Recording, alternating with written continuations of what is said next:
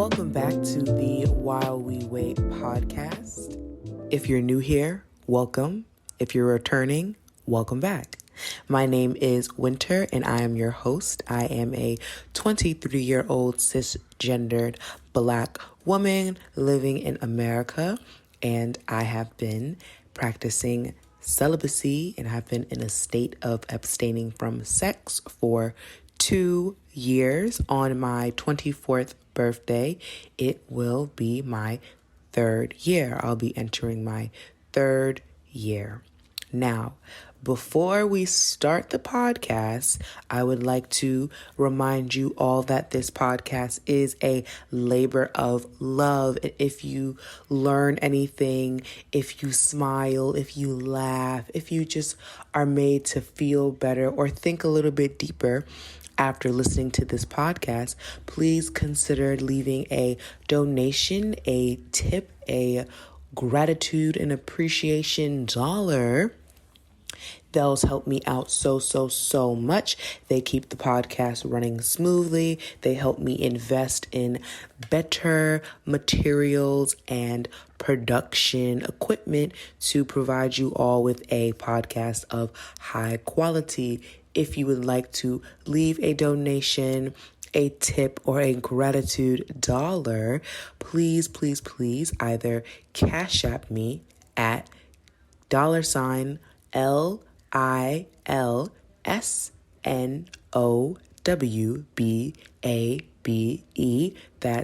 hashtag $lilsnowbabe. Or you may Zelle me using my email, which is w.baxter, BAXTERNYC @gmail.com. Again, you can Zelle me using my email, which is w.baxternyc, that's N as in new, Y as in York, C as in city, @gmail.com. All donations, all gratitude dollars, and all tips are greatly appreciated. Now, let's get into our episode.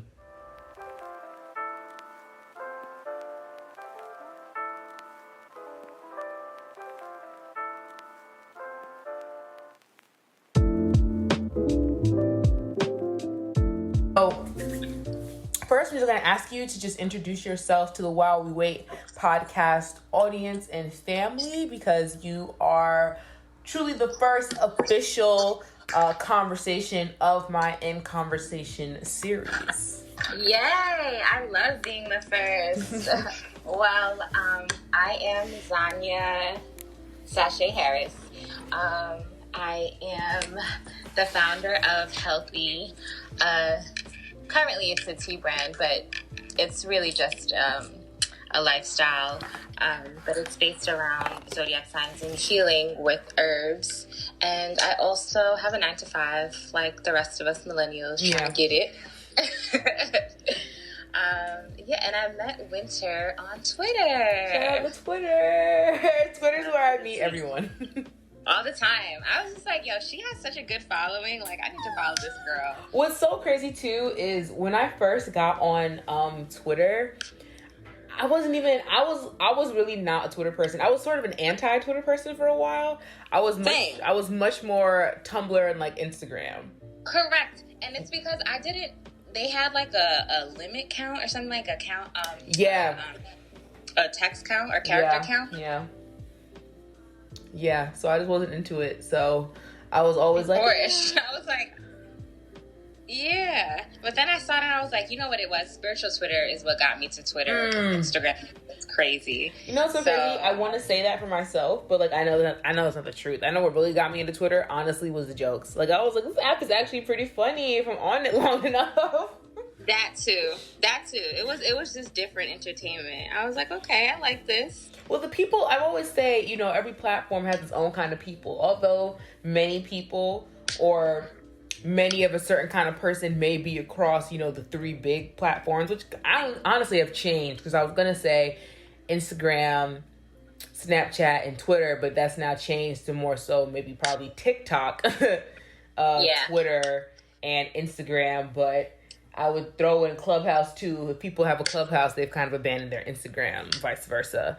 So I would say that's the new big three. But yeah, people, there's different kind of people in every app, and although there may be a lot of one kind of person on all three platforms, I feel like I personally identify with maybe the Twitter person more of any kind of a person, at least in the social media sphere, which is why I think I bring most of my projects to Twitter first before anywhere else. I'd have to agree with that. It's crazy because I never thought I was like gonna like denounce Instagram, and I'm not really doing that. I don't want to say, okay. I still have my business on there. Yeah. So I'm definitely not doing that, but I just don't have an attraction to it. It's very overwhelming with like the climate of the world right now. I just cannot do Instagram. It's too stimulating for me, and it's not in the best way. It kind of just throws everything into my face, and I'm not able to like pick and choose what I want to see as much. Like, yeah, you can't filter it as much. You cannot filter it as much, and I'm like, this is so overwhelming and bombarding. Like, I just want to like, and even when, because Instagram, I think this is probably, I don't know when, maybe like last year, 2 years ago, something, but they have the close friends option. Like, even that, it was trying to do a little something, but it wasn't, it's not the same. Yeah. It's not the same as literally like how on Twitter I can really block, mute, like really tailor my feed in my timeline. Like, I'm literally just seeing what I want to see. Like, I don't have to be bombarded by something, and if I am, it's super easy to get that out of my realm. That's why I've always just like, I don't know, that's why I felt more community on Twitter than I really have on any other app. Probably outside of like Tumblr, when Tumblr really was still Tumblr. Twitter is kind of the closest thing I've gotten to that kind of same sense of community, which is why I brought and introduced the podcast on Twitter first, because Twitter is really where I first started I guess seeing more public conversation around abstinence and celibacy, and specifically, and I've said with the podcast, like, it is a podcast for all. I know my audience is diverse, but I do always make a point to say in the podcast that Yes Hold Those is a podcast for all. This is why it's just called While We Wait, and it's not specific to any kind of person. You don't know who is waiting, you just know it's we, because everyone can be a part of that group. But then also, I'm an English major. Child graduated almost 2 years. So was an English major, have my degree. So I also just love words and language. So also, that royal it's in your heart. Yeah, well, also the royal we, which is just referring back to yourself, the queen's we, the king's we. And the royal we is myself, and I am still a Black woman. So yes, the emphasis is going to be on my womanhood, but also my Blackness. So, I know what my thoughts are. My audience is pretty familiar on my thoughts of celibacy and abstinence, and how I've come to understand it, and sort of how I am practicing it in my life with my vow of celibacy. But where's your understanding? Like, when you hear someone say they're abstaining from sex, or if you hear someone say they're celibate, where is your mind going with that? Support. Automatically. Automatically, I'm gunning for support, because I know I've been abstinent before. Okay. And so I don't know if you're gonna ask me separately, like, what I think the definition is. No. Like, okay. This is the time. Yeah, like, when you hear celibacy, when you hear abstinence, like where are you going? Are you like, how is your mind defining that experience? Right. Okay, so I know that so how I see abstinence is you're abstaining from sex. So it's someone that could have had sex already. And correct me if I'm wrong. I'm not sure if I got this right. But someone that's had sex already, and they're giving it up, and they're like waiting for marriage or something or whatever, a certain period of time. And then celibacy is just, I'm not going to ever have sex from the womb until marriage, to me. Yeah. And I've abstained from sex before. Right. For like a good year and 5 months. Okay. In college. I know. In college. What was that like? What was that? Because my journey started in college, then I left the vow and then I returned to it towards the end. So like re-entered in my senior year, and now it's been some years since. So what was it like practicing it I know for me, when I was in college practicing it, it was interesting. It was difficult. I mean, I left it, so clearly it was difficult. Same. I left it right before graduation. Oh yeah, but, so I was in a relationship with a guy from when I was about like 16, up until 15 actually. Up until like college, I went to school in Buffalo, University of Buffalo. Shout out to the Bulls. And he was here downstate in New York, and so we decided he didn't want to like do a long distance relationship, right. But like just you can have commitment without being in a relationship. So my heart was still with him, even though I wasn't seeing him.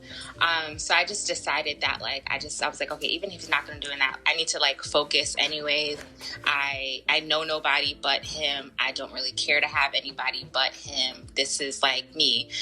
And prior to backstory, losing my virginity, I was waiting for marriage. I did have the mentality of being celibate. Mm-hmm. So abstaining wasn't too hard for me because prior to that, it was, you only have sex to have babies. So just wait until then. Yeah, we've all been there with the mindset.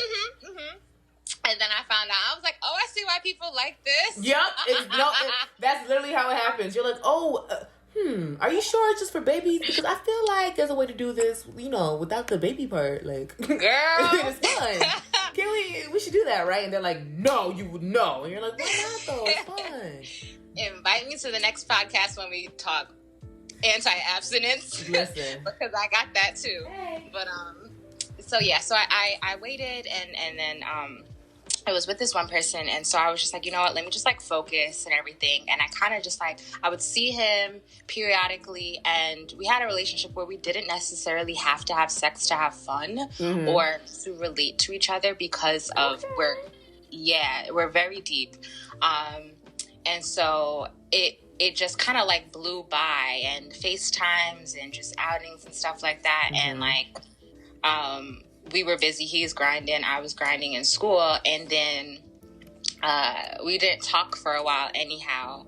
And so it was just me sitting with myself also, because here is the person of my first anyhow. So I think that's also a contributing factor to me abstaining. It's because it was it was like the first person, and then I had that time. So I had that time to kind of like sit and think about like, okay, it's been this person for a very long time. Right. How do I transition my body and my mind to inviting another person in? So I actually had to like think about like what made me like start having sex in the first place again. Like it was a lot for me. I remember, fun fact, my friend, one of my girlfriends, Karina, in high school, I went to her and I was like, how do you tell when you're ready to have sex with somebody? Right. And she was like, probably if you don't mind having a son just like them. And I was like, solid, let's go. Yep. Hey, it'd be like that. Exactly. And so I kind of tweaked that, and I was just like, you know what, like, let's just go off of vibes and energy. And that's what I ended up going off of. And I was like, okay, fine. I'm okay mentally enough to do that. But it wasn't hard. It was not hard at all. I had a lot of friends around me. But like, it just didn't feel right. And like that inch of doubt was like, no. Because I didn't claim being abstinent, actually. It just kind of started to happen. Yeah, that's where I was, I think, in the beginning for myself. I wasn't really claiming to be abstinent. Well, okay, so here's the thing. Like, back to me being so into language and everything, I was always like, okay, but like, well, what is abstinence? Like, what really is celibacy? I'm not trying to be out here, saying I'm aligning myself with something and I'm not understanding, because I knew that for a lot of people, celibacy, when said and heard, they're either thinking like clergymen, they're thinking monks, and they're thinking like it is a guaranteed lifelong like commitment. Like people do not enter and take vows and then leave, which is not true. So I was getting into the language of it all. So, you know, the thing is, the word abstinence is in the definition of celibacy, which is already telling us that, like, well, it isn't something that has to start and then never stop. It can start and stop and start again. It's a state of being. It's a practice, even in definition, depending on how far back you want to go with definition. Right. It's a practice. So it makes sense that it is so closely related to religious practices and just spirituality or religion, because it's a state of being. It's more of a mindset before it's an action. The action is kind of just the product of the mindset. And so with abstinence, all that really is really just the practice of abstaining from something. And it's why at first I didn't want to say that I was abstinent, because I was like, well, that's not speaking directly to sex, which is why you have to say sexual abstinence, because I can be abstinent. I can literally go up to somebody and say, hey, I'm abstinent, and their mind might go to sex, but I could be saying I'm not drinking alcohol anymore. I'm abstaining from alcohol, right? Yeah. But then that's why I wanted to align myself more with celibacy, because celibacy in definition is the state of abstaining from marriage and sexual relations with no beginning and end point, because it's just a state of being. So it's like at any point in your life, you may be in a state of, or entering a state of celibacy. And that helped me forgive myself a little bit more in my mindset, because in college, you know, I was in a state of celibacy. I also was involved with someone, and I was like, I guess we can do this. And like, I know what happens if you have sex. I know the possibilities of like babies and things. And I was like, well, I like this person though. And like, it seems like we're going down a path, right? So like, why not? We were not. So praise God, the Lord was with me, made sure. All the time. Like all the time. So made sure nothing else happened that would have had me tethered to them. But when I re-entered a state of celibacy, I realized that it was much more of a spiritual choice this time around, instead of maybe a choice made out of fear. I want to say really the first time that I entered into a state of celibacy, it was because I had just had so many bad experiences, like just energetically with men. Right. That I was just like, I just think I just don't want to do this anymore. So it wasn't really, I would say, it didn't feel like a powerful choice. Like, it didn't feel like I was making this choice out of like reclaiming anything or power or building any sense of deeper awareness of self. I was just kind of like fortifying and trying to like protect myself. And now this time around, coming up on my 3-year anniversary of being in a state. Thank you. Yeah, on my birthday in February. So like in like 2.5 weeks. I'll be entering into year 3. It'll have been 3 years. This time I took an actual vow. So maybe I can start aligning myself a little bit more with what the clergyman view of it all, but it's just become such a deeply spiritual thing for me. And so I've been wondering, because like I said, Twitter was really the place where I started seeing real conversations around celibacy and abstinence, and people who were really practicing it, and not just being like, oh, I'm off niggas, I'm done with sex, fuck these bitches. Like, not in that sense, but really like, I have been in a state of, abstaining from sex for 1.5 years. Like, here's my experiences. I'm like, oh, okay. Like, people are like out here doing this, like, with purpose. I really want to connect. Like, I really want to hear. And then taking that leap of faith and doing the podcast. And so I'm wondering if for yourself, having experience and having, been in a state of celibacy and abstaining from sex, and even with your sexual journey, people don't understand too, like, our sexual journeys begin before we even have intercourse, And your sexual journey, you began already saying, I'm gonna abstain until marriage. So you already put so much, onto something you haven't even done. you go to fucking Catholic school. And I did, Yep. So did I. Yep. You're growing up in church or like the Black community and like watching even the movies we watch. I was with a friend of mine and no, was it a friend of mine? No, I think who was I talking to about this? My partner, most likely. And he brought up you know that movie Antoine Fisher? Yes. There is that Black lady that I felt was blacklisted from Hollywood after playing that role because it was so triggering. And I don't remember exactly because I just be blacking stuff out sometimes, but I know that like her in that role just made me so uncomfortable and any feeling, there's this book called The Body Keeps Score. Yes, I've been seeing it all over the place now. Yes, my therapist told me about it, and I still haven't read it, but it's just as how it sounds. Like the body really does keep score, and like seeing that woman from the Antoine Fisher movie with her little button nose and her scrunched up face, every time I see her, it just reminds me of every uncomfortable feeling that I've ever had. As a person, sexually or just like being touched in general. And I think that's a big part of our upbringing or like sexual experiences, like that, those syntheses that like we have, that we don't even like realize, because it's crazy that like I can speak to other people. I thought I was going through that alone when I saw her, and I could relate having a uncomfortable and unwarranted sexual experience to that woman. I'm like, like people, I've met like a handful of people that be like, I don't fuck with her. Like she ruined my childhood. No, I mean, it's a very intense. It was a very intense role, and they were very intense scenes.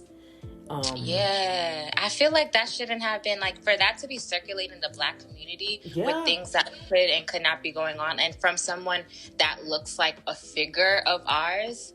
Come on, man. I don't know who was the director, writer, whatever, but that to me is just like a really big trigger. And that's the power of media, you know? That's correct. So it's like till this day, that is such a deeply ingrained memory, right? Yes. For you. Yes. Your body has, like, not just your body has internalized that moment.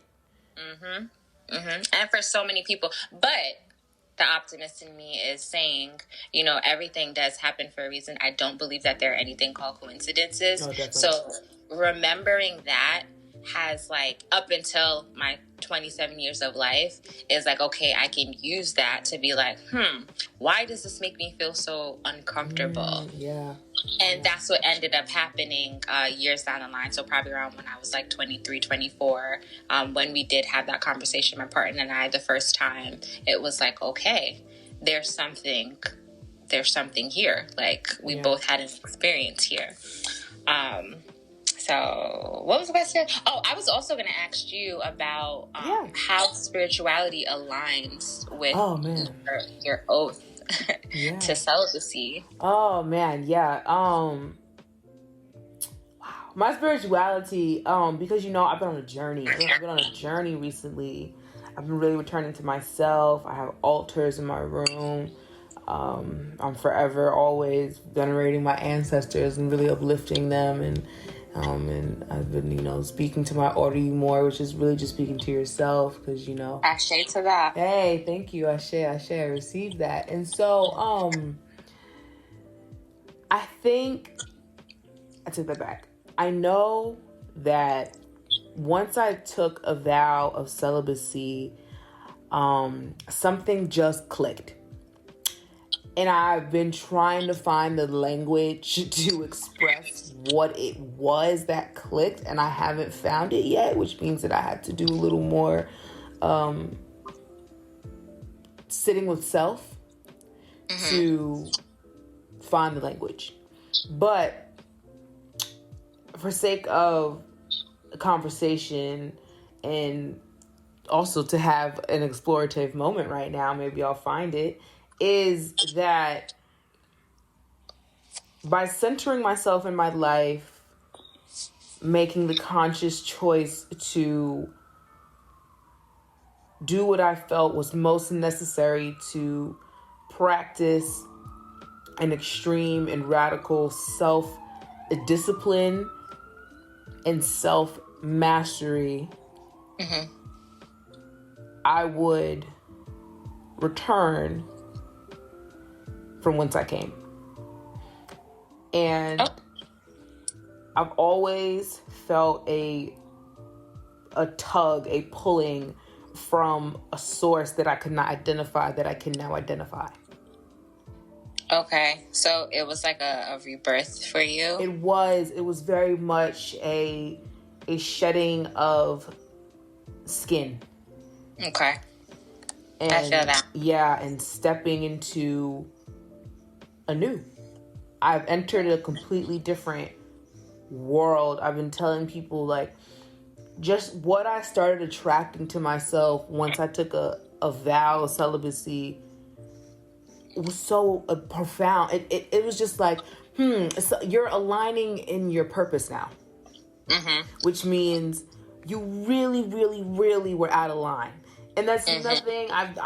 I'm okay. You know, I have spoken to myself, and we have had conversation. I have sat with my ancestors, and I am, walking a path, and I understand that I had to learn certain lessons so I can achieve certain goals.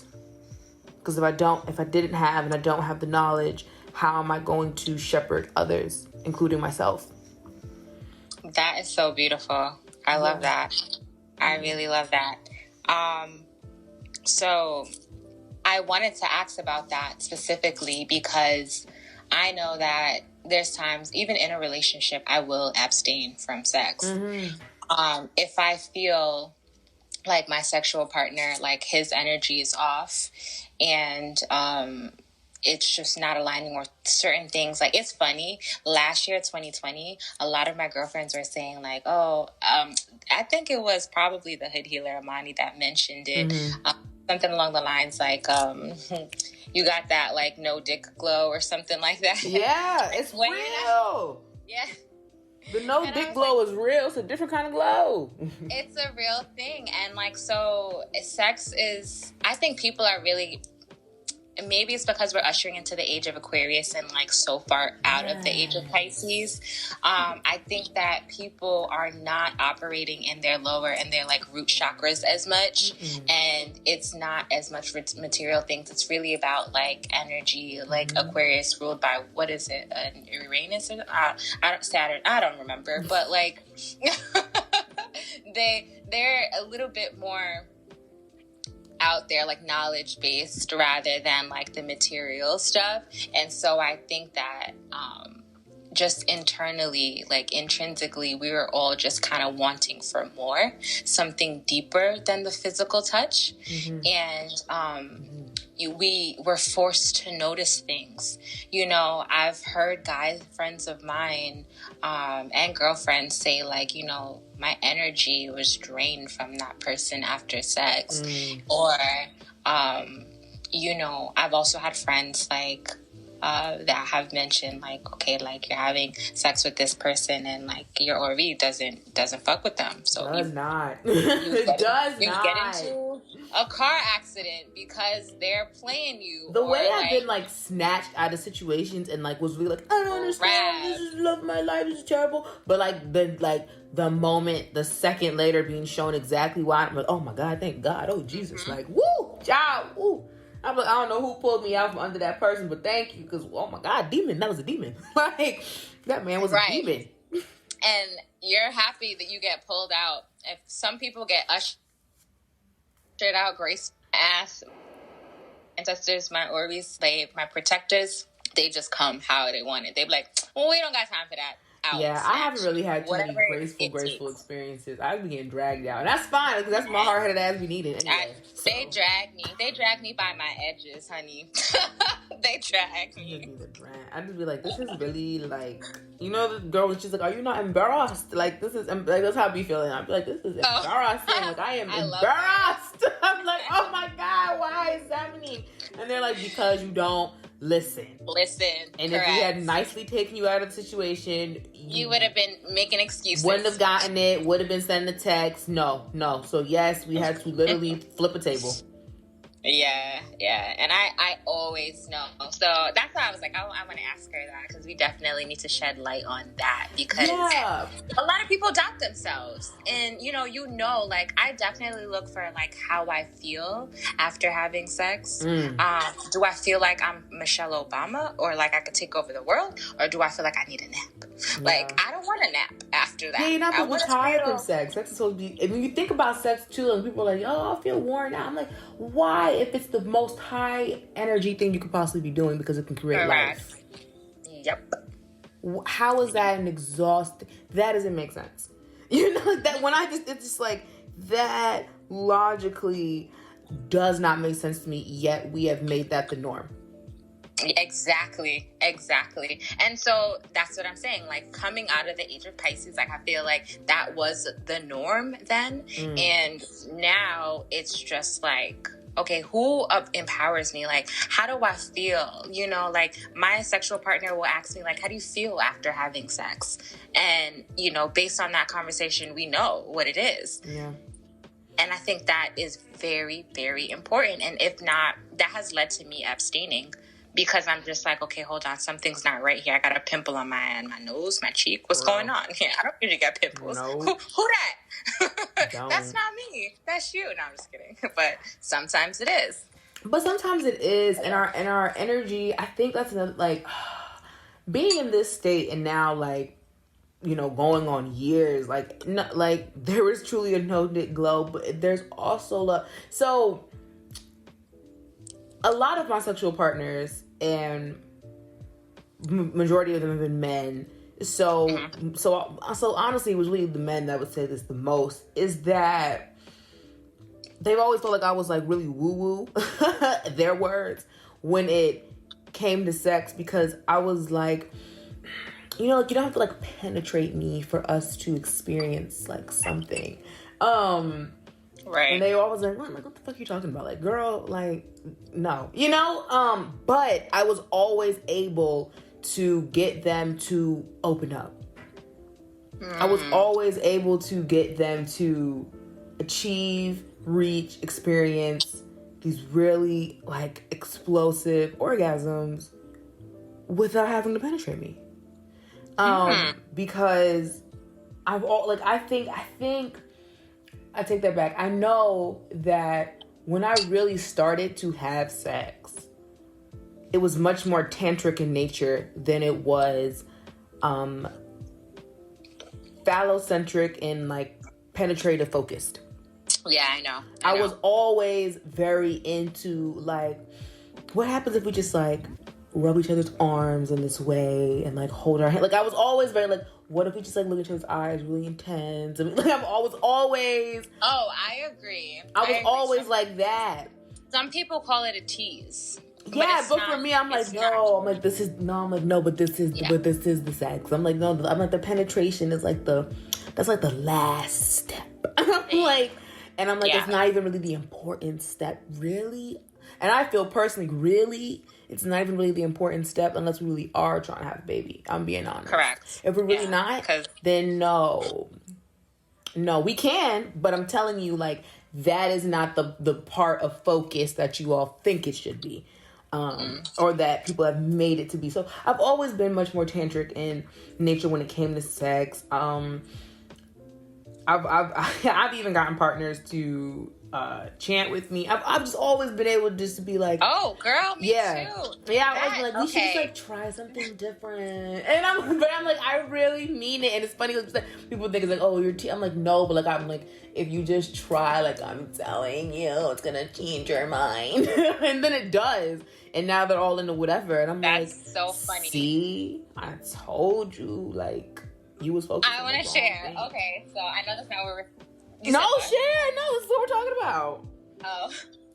No, I said, so as you brought that up, I just remember a moment. Like, I definitely had my partner. I was like, go get your amethyst. He had an amethyst necklace. And I was like, go get your amethyst. And then I started speaking affirmations while we were having sex. Come on, let's manifest. But can I tell you something? That was probably one of the bigger and best manifestations that have ever come about. And I don't even know if he knows it yet, but it's here for him. And I'm like, you're welcome. And that's people don't get. I'm like, thank you. I'm like, sex is magic, no matter how you look at it. Very much so. And I'm like, you can decide to now use it to its full potential capabilities, or you cannot. I really feel like, and this is my thing too, I've always felt like casual sex was lazy sex. And I just felt like, well, what is the point of having this really important, strong, powerful tool in spiritual toolbox? I'm gonna just be lazy with it. Activity, yeah. I was like, what's the point? Why? I wholeheartedly agree. I will not waste my energy on sex. I will. Okay. I will very much so vibrate on my own, pun intended. Mm-hmm. I get you. Before actually seeking out a partner that I feel like is not presently aligned with myself and my yoni. But yeah. You were asking me a question before I asked you about the spirituality. Was I? Let me review. Was I? Let me. Yes. Okay. Well. I mean, we're kind of on it though, because the question or the direction I was going in earlier was really just with this whole social media and connecting each other and finding community, building platforms, having conversation, shepherding yourself, right, and shepherding others. Conversations like this are happening more often, and I'm wondering why are we seeing that now? And you meant I was about to go into that, so I'm so glad you already did that with spirit, because we are entering the age of Aquarius, and I feel like now everyone is let's just get more grounded. Let's get more intentional. Let's be a little more flowy, but not stupid. So let's not go with the BS of go with the flow, but let's really be let me control my wave though, so I know what the flow is. I think people are wanting to build. Yes. And the thing about building is you got to have a sturdy ass foundation. That's solid. So rock solid. Yeah, exactly. So I think that now it's really just about I think also our generation, I'm 27, so I think we've already had as much sex as we would want. I think a lot of us have already had a lot of opportunities. The majority of people, I think at least, have already had it. So it's what more? I was talking to a friend of mine, and we were talking about how men want a home, especially after 2020. You realize how important it is to have a safe space and a space to kind of just put your shoulders down, put your feet up, and take the mat. Because 2020 showed us isolation. I think that woke a lot of people up as well. Yeah, isolation. So you might want to partner. Right, exactly. You might want to isolate yourself or partner with yourself, rather. A partner with someone who you can be yourself with. Yes. Because out there is a whole different beast. And us being minority Black and brown people, even Latinos, anybody that has to experience not being a part of the quote unquote societal majority, i.e. being white, you have to put on a certain type of face. Sometimes you can't always say things or do things or whatever. I know when George Floyd passed away and I had to go into work that day, me and another friend of mine, my coworker Anika, we were just scowling the whole day, don't ask us to do anything extra. It's a hard day for us. Emotionally, please do not. And to come home, it means a lot to for our jobs, to be able to come home and to decompress and to have someone to speak to, and someone to nurture us and love us, or to understand us, so that we can muster up the energy, the courage, and the faith again to go back into a desensitized environment. I love that. Yeah. No, I love that. I just, because I've been loving seeing the conversations. I've just been so filled with joy seeing people buckle down and get serious with themselves before they're trying to do it anywhere else with anybody else, and not just in romantic and sexual partnership, but just in general. Before you even think about making you a new friend, are you good? Are you good? You don't gotta be perfect, but are you good? Because you're about to come into somebody else's space. Yep. You don't get to mess that up for them, and they don't have to tolerate it either. So are you good with you before you start to try to bring yourself to someone else's table? Yep.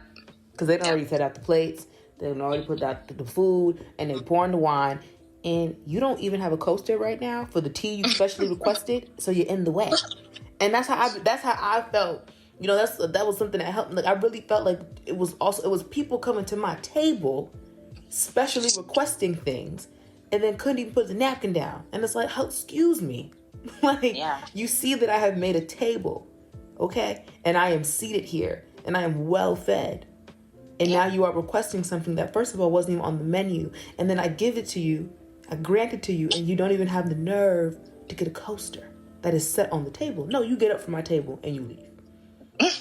And you watch outside how I treat my table and how I spread my table. Exactly. And then come back. I feel you. And as a woman, I have to be honest, I've had that done to me by a man. So I've had to check myself. It's like, okay, all right, his energy is a little bit above mine, and that's real. It's real. So it can happen vice versa. So I want the men and the women to know that it happens both ways here. There's times where us as women have to check ourselves because we have too much going on, or we're just like, we're the prize. Like, you could meet me halfway. You could come mostly to me or whatever. And, we want most women, some women, a lot of us now, we're looking for our divine masculine, and we want someone, or divine feminine, whichever we resonate with, but we want someone that is real. We want someone that's true, and it's also very nice to have someone who can pick you up. Right, to have someone that is on a higher level of figuring their shit out. Just someone that has a better understanding, or that has laid their table, so to speak, and you have the idea of your table maybe, or you're still trying to build yours, but it's very nice to see that sometimes. Right. And being the person that has already accomplished it, I also think there's a responsibility that comes with responding to those that doesn't. Yes. If you want to take it on. But I've noticed this with myself, and I've noticed with the people that's done it to me. So I do it instinctually because it's been done to me. But I do feel like I have responsibility to be like, look, this is what your table is looking like. If you really want it to look like mine, you're going to need this, that, and the third. Yeah. However way they can take it, because I care. Because that was done to me. It was like, all right, your shit's stinking a little bit. Go Sage. But you know what? But here's the thing. If people even have or take the time enough to tell you, it's because they want you to stay at the table, though. Right. It's like, I still want you to be at my table, but I'm just going to remind you that we put napkins in our laps, okay, before we eat the soup. And no elbows on the table. Okay, that's all I'm saying. And no elbows. And no cell phones. And you know that you drink your water before your soda. That's all I'm saying. Because you come into the table and you're pouring yourself a glass of juice before you had some water. And that is not how the table works. That's just not how the table works. No soda at my table. None. Just none. And you already know that. And that's all in it. That's why I love the table analogy, because relationship of any kind, business, friends, romantic, sexual, whatever, we are setting a table together because we are setting a standard together for each other and for our lives. Right. So if I'm bringing out the fine china, why are you walking over here with paper plates? You know what kind of dinner we're having tonight. So what are you doing? You know, and that is the table. And so, and no, you're definitely right. People, we do. I mean, yes, I'm, speaking for myself, and I always say this in the podcast. People know this is a podcast for all people, but I'm speaking for myself right now. And so I know that I am definitely in a state of like, okay, now I would like my partner because I am doing the work. And I would like for him to be doing the work as well. But I do know very much in my spirit, I am being pulled. My best friend Kelly says all the time, she's like, I'm really praying for you, girl, because you put it out in the universe every day. And I'm like, yes, because every day I feel a pull. So I'm like, I know I need to get ready because something is coming. Right. And talking to my grandparents about it and their experiences, and when my great-grandparents were alive, God bless, I had my great-grandmother in my life for 17 years. God bless. Yes, that is what it is. It's a pull. It's a pull. You start to feel something. You start to feel a presence, you know? And so it's like, okay, you prepare yourself. That's why they call it the waiting period. But see, that's in the waiting period, it does not mean you're idle. And it does not mean that you are lazy. And it does not mean that you don't clean up your table and reset it fresh and anew every day. But I definitely have always been comfortable saying, like, I know that I desire marriage. And I know that I desire partnership. And I know that I desire monogamy. And I know what I want.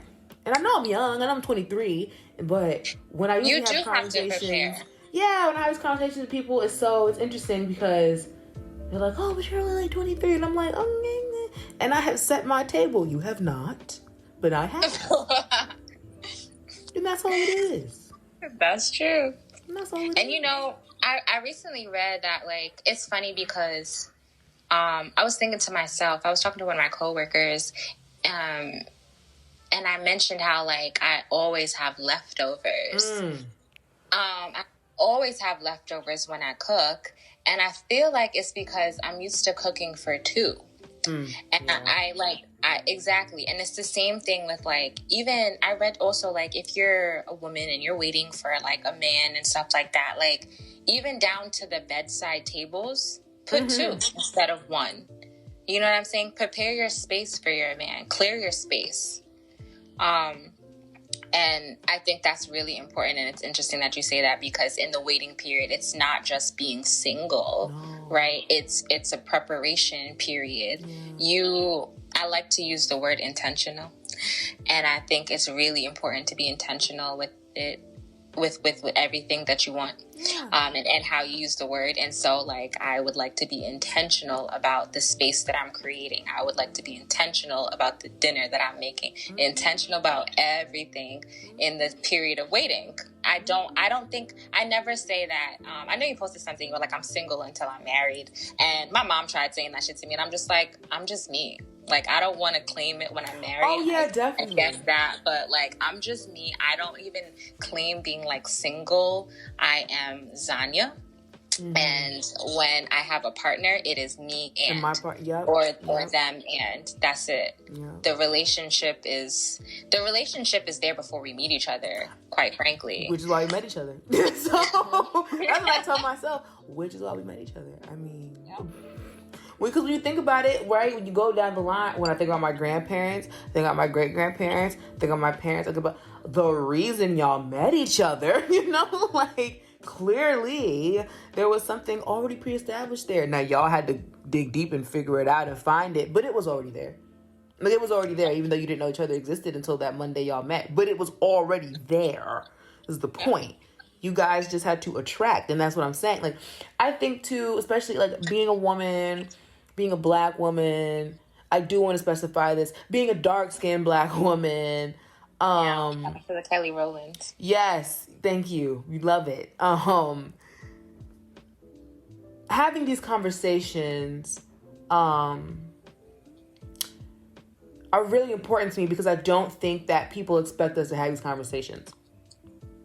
When I talk about my desire for marriage, for partnership, for how I want it. I even joke sometimes, but I'm not really joking, that I'm like, I'm very maybe traditionalist in my views in a way, but not maybe in the way people expect me to be. But I'm always joking, like, you know, I totally understand why women lived at home until they were married. Like, I'm like, I totally get why, like, you should not, I deserve good and nice things and happiness, and, like, don't ask me to do more because I'm a black woman. I've done enough for all of you already. Oh yeah, I definitely get that, and that's why I'm such a big supporter of Black love, because I think that we can truly get it. And as a Black woman, I do, whether it's a romantic relationship or a platonic relationship, I treasure the Black men in my life. Yeah. While appearing and being myself and growing and going through shit on my own, I still deeply love them because I know that they are a direct extension of myself.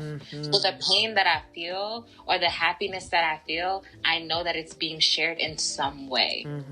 I don't know how. I don't exactly. I mean, I can get into the genetics and everything like that, but I get what you're saying. That's not what we're doing. But it's very apparent. It's a certain vibe. Yes. That is very, very, very apparent. And sometimes it's so obtrusive. If I am around a Black man that is hurt, I can hear your pain. I've had, like, a friend of mine call before in a group full of women, and I have him on speaker, or her on speaker, and, like, someone's like, "Oh, is she okay? Is he okay?" Like, you know, because we're all that, and we tend to our vessel so that we can respond to others. Yes. So, but yeah, I definitely think, like, I don't necessarily need to. I'm not a fan of the roles, per se. I don't like taking out garbage so much. I just don't like touching dirty things. I don't like no, I'm with you on that. My friends are like, "Oh, you're so progressive. I don't believe in roles. You're not going to take out the trash." Well, I don't like doing that. I don't have to do that. That's one thing. I'm not saying taking out trash is masculine. I'm just saying I don't like doing it. It just so happens to be a masculine trait. Like, right. Yeah. And you know what? I wouldn't be mad if the person that I married doesn't like to do that either, because I can understand. Okay, like, and we'll work it out. We'll get someone to do it then. That's our thing. Whatever. It's our relationship. It's our thing. Rock, paper, scissors. I don't want to do it. You know, but I've also dated, like, my most recent partner. Like, he has, he loves making the bed. And I love that. I didn't at first, because I make the bed. Like, I'm that's me. Like, and also doing laundry and washing dishes. And those are things that he liked to do. So I definitely felt like it was taken away from my femininity. That's deep. Wow. Yeah. I don't know if you're talking about that, but I definitely felt that. And it took a long time to respect it. But, like, it was to the point where, like, we would fight to be in our own spaces, because at his house, he can make his bed, wash the dishes, and do the laundry. And at my house, I could wash the dishes, make my bed, do the laundry. I didn't really like to do too much of those. I mean, I'm used to washing dishes. Like, it's just habit. But, like, making my bed and, like, cleaning up my space, like, that's something that I like to do. Put little things here and there, folding. It's peaceful. And so I could understand why, like, they like to do that as well. Yeah. But I also think that's something that, like, maybe as a couple you can do together if you both find peace in it. So that was something that I definitely had to. No, it's so interesting though, those roles. See, even when we're not a fan of the roles, because here's the thing, it's right. It was something you didn't really like doing it, but then when he started doing it, right? Yeah. And traditionally, it is your role, not just because it's your house and home, but, like, yes, it creeps up inside of us because internalized. It's so crazy how it jumps out at times, you know? Yeah. Because it's so women will tweet, I want me a man that's gonna cook and clean, whatever. But then he starts to do it, and you're like, wait a minute, hold on, am I not woman? And it's like, no, but you are, sis. You are, right? And and so then it became a thing of, what do I do now?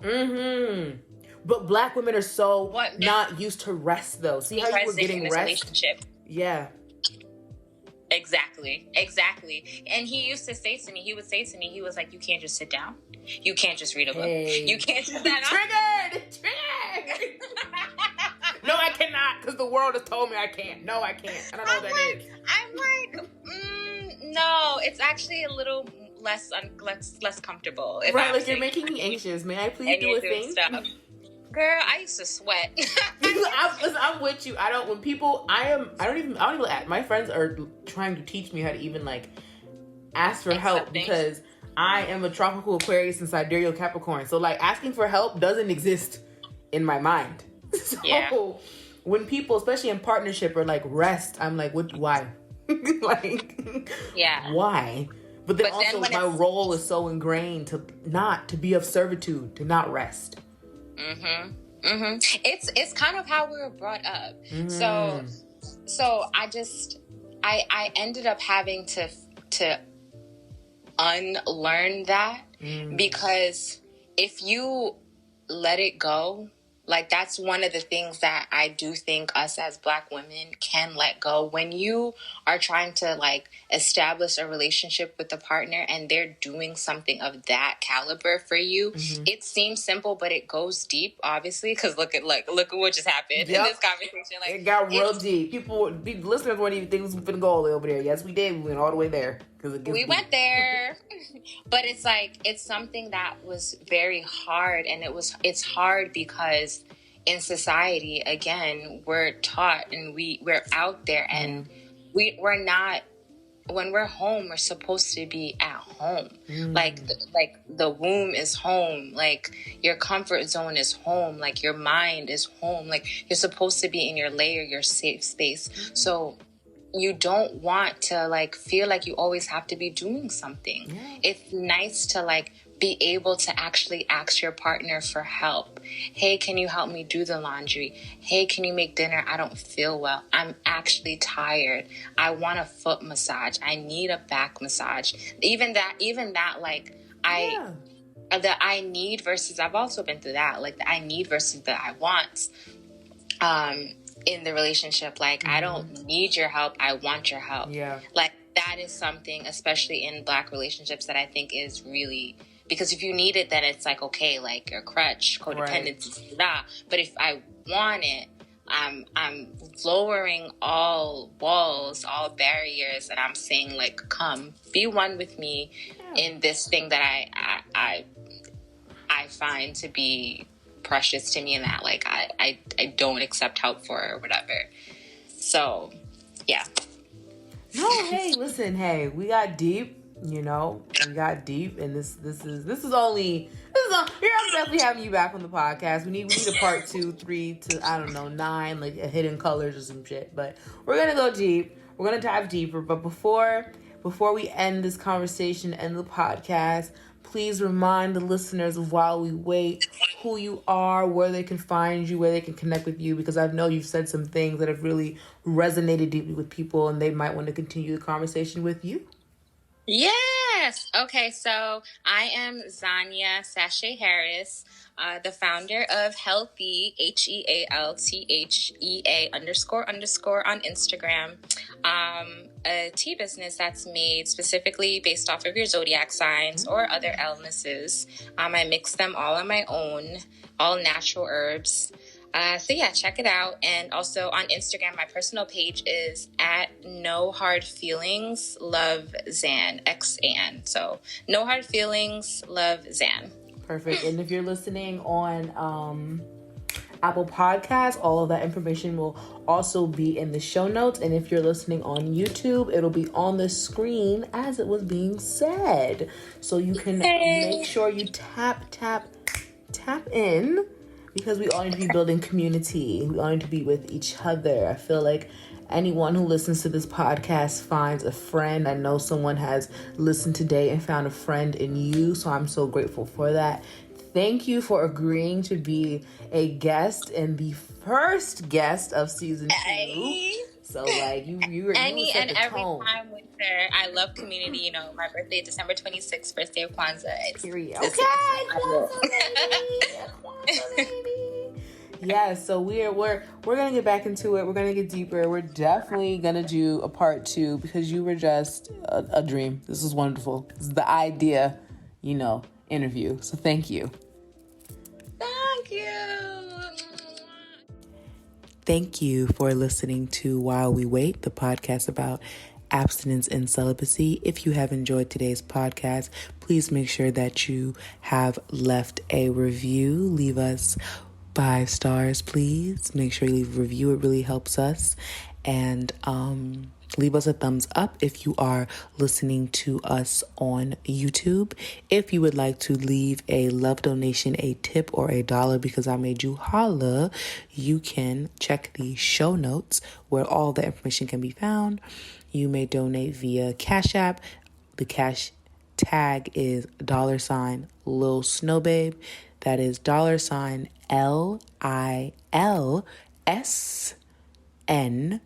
N as in no, OWBABE. Once again, the Cash App cash tag is $lilsnowbabe, LILSNOWBAB, or you can Zelle us. The Zelle is our email. The email is w.baxternyc@gmail.com. Once again, the email is w.baxter, N as in new, Y as in York, C as in city, at gmail.com. You all have been such a blessing. You are abundant. Thank you for listening to today's episode. I truly hope that you enjoyed it. If you would like to hear me discuss something in particular, please make sure that you are following @_while-we-wait on Instagram. That is where you can find the community, and leave us a question, leave us a comment, let us know, send us a DM. We'll respond. We'll talk soon.